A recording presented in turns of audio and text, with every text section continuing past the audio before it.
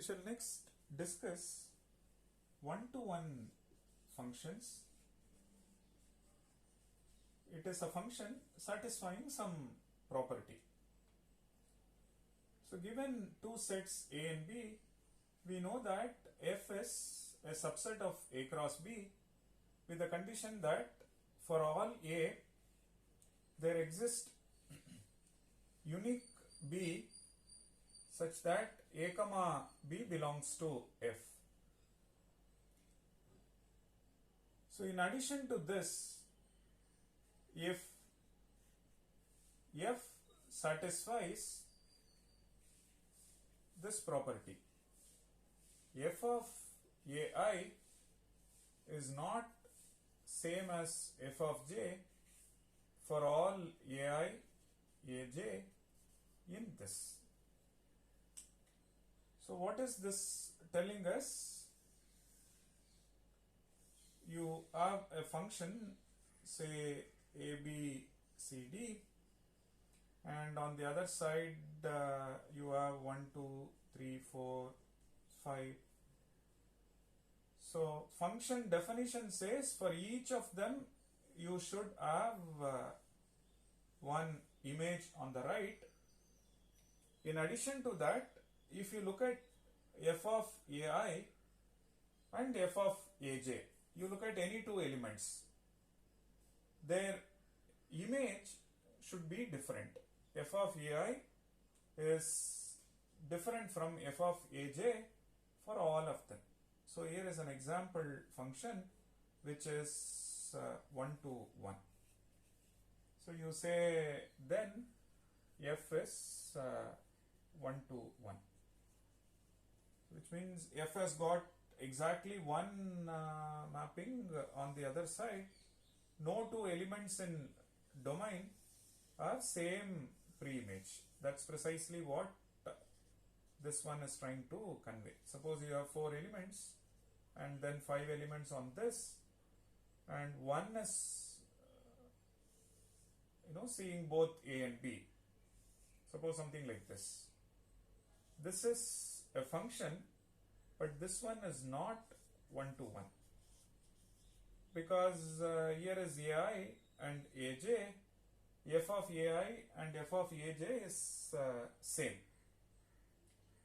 So what is this telling us? If you look at the domain, say it has got n elements and codomain has got say m elements, what we say, if you look at AI and AJ, they both cannot be mapped to same element on the other side. For all of them, the image is different. No two elements in the domain has got same image set.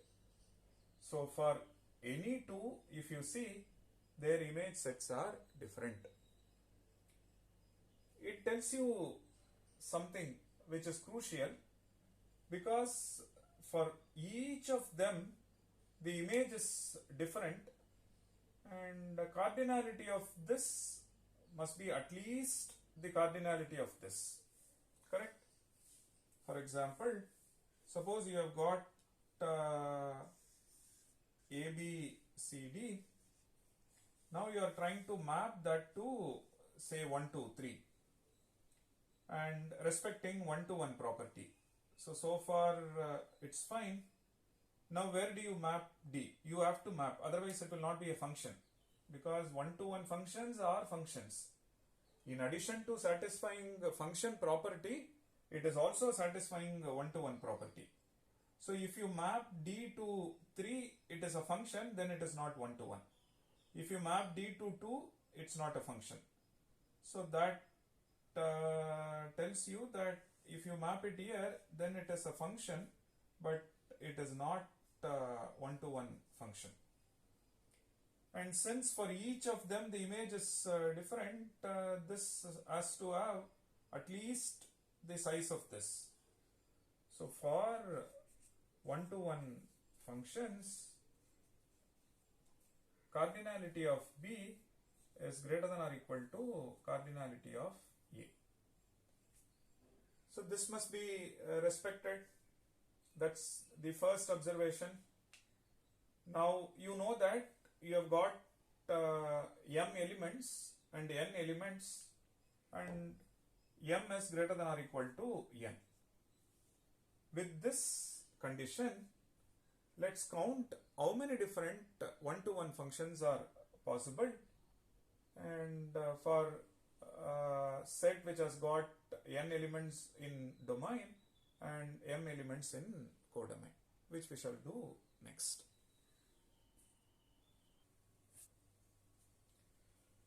Let's consider the set which has, say, 3 elements, and on the other side we have got, say, 4 elements.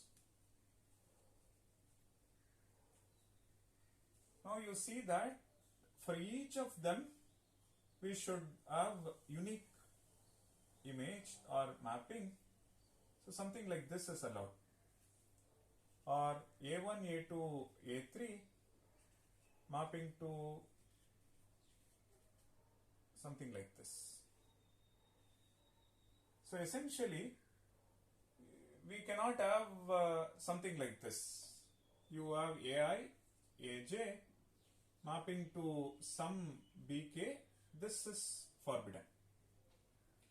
Which means if this has got 3 elements, you have to pick some 3 elements from here, and that's like choosing 3 elements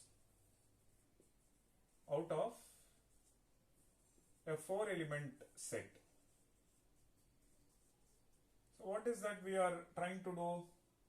You look at 4C3, you get B1, B2, B3, or B2, B3, B4, or you get B1, B3, B4, or you get B1, B2, B4. So like that you get. Now as part of the first function, you map A1, A2, A3 like this. As part of the second function, you map A1, B2, A2, B3, A3, B4 like that. You start establishing a map. In this, B4 will be left out, no pre-image. In this, B1 will be left out, no pre-image. So like that it goes. So essentially you are choosing this and then mapping to the domain. So in general, what is that we are trying to do? There are n elements, and on this side there are m elements. Over here we were trying to select 3 out of 4, which means if you are trying to count number of one-to-one functions, so we have to choose n out of m. Correct? That's one. In addition to that, suppose I choose A1, B1, A2, B2, A3, B3. Listen carefully. Let's assume we have chosen this 3. Then here is a function. This is 1. You fix A1, A2, A3.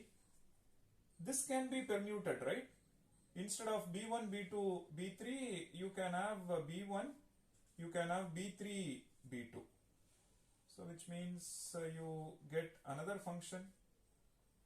Instead of A1, A2, A3, and instead of B1 this, you can have B2, B3, B1, and you get another function. So which means once you select n out of this m, you can look at all possible permutations of this. Which means this into n factorial. So what is that we are trying to do? Once you choose B1, B2, B3, there are many functions that one can generate out of this. For example, fixing b1, b2, b3, you get 1. Permute this, you get b3, b2. Now a2, b2, a2, b3, a3, b3, a3, b2. So these two functions are different. Now in this, you get to see another permutation. So this function is different from these two. Now when you choose 3 elements, one can look at more functions that b1, b2, b3 can generate. How many different? There are 3 factorial.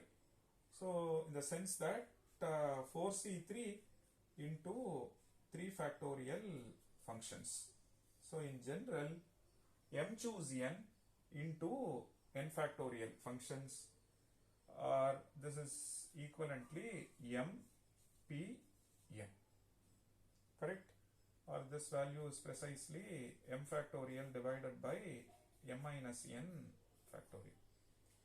So number of one-to-one functions from a set of size n to set of size m with m is at least n, you have this number.